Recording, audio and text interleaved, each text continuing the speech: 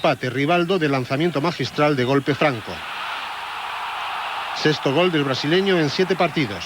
A bit of a specialist subject for you over the course of this so far, Adam, is Barcelona. Let's start with Barça there, and with Porto, the old Hertha Berlin, I think, in there. Barcelona look rampant at this moment in time. Goals are coming from everywhere.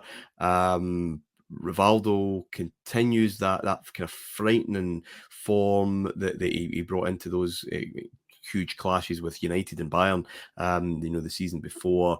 There's so much fun and games going on here. Tell me, let's go back to Catalonia in 1999. What are we seeing? Apart from that incredible centenary strip, is that what we're looking at the moment? Yeah. Loads of fun.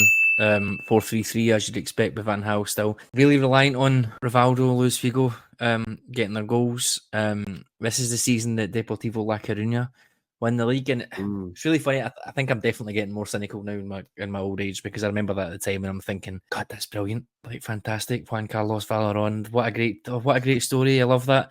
And then you're looking back at it now and you're thinking, well, Madrid absolutely exploded in the league and finished 5th.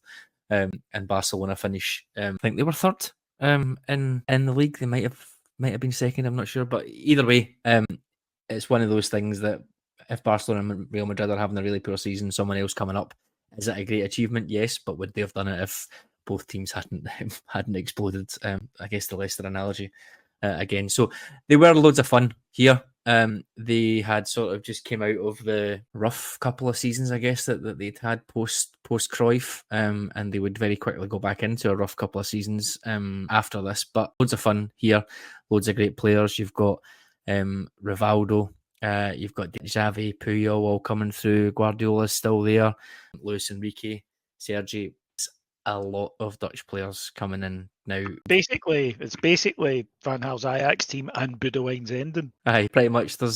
He's got 𝐵𝐻𝐻𝐵 in as well. He's got 𝐾𝐭, I guess, who maybe wasn't at there as well. But you're right, it's let's try and bring not the elite from team, I guess, but let's try and make it a little bit of a Dutch enclave, maybe trying to channel Cruyff in a different kind of way, as we know at Rangers, and I guess anyone who followed the Dutch international tournaments around about this time have a lot of Dutch people in the same place, and things don't really tend to go very well. So, but that takes nothing away from the fact that they were so much fun in this season. Like I said, nearly 40 goals across the 2 group stages. The 4-2 game against Fiorentina in the first group stage was loads of fun. Would sort of class them as not, again, maybe similar to Milan, but on a different level, of course. But lots of fun there. But did they really have the consistency to sort of go and turn it into a dynasty? I didn't think so at the time.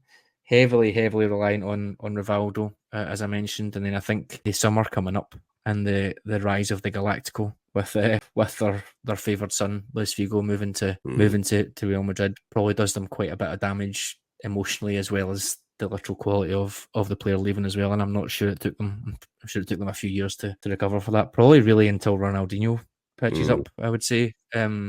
There, but yeah, can't take away from how fun they were at this time. Davey, we'll leave the other 2 Spanish clubs for later on, the 2 that are going to make the final.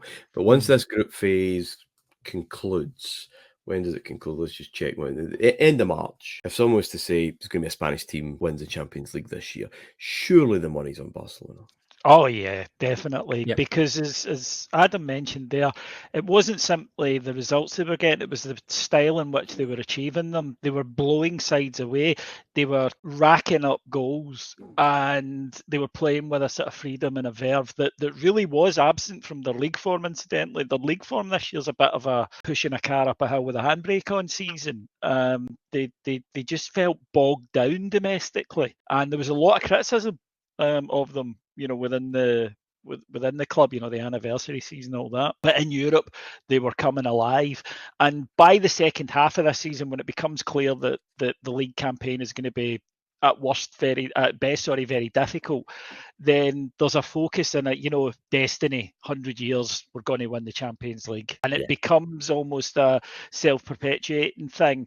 And almost a deflection for the really poor league form, or the really average league form. Real Madrid's league form is really put Real Madrid on a fucking house fire up until Christmas.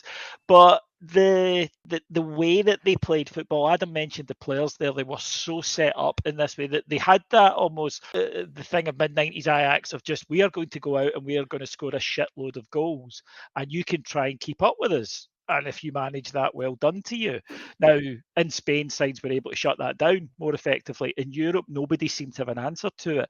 And if you had said to anyone, Martyn, at that stage, after group stage 2, there will be 2 Spanish sides in the final, anyone who didn't say Barcelona would have been, carted off somewhere, I think.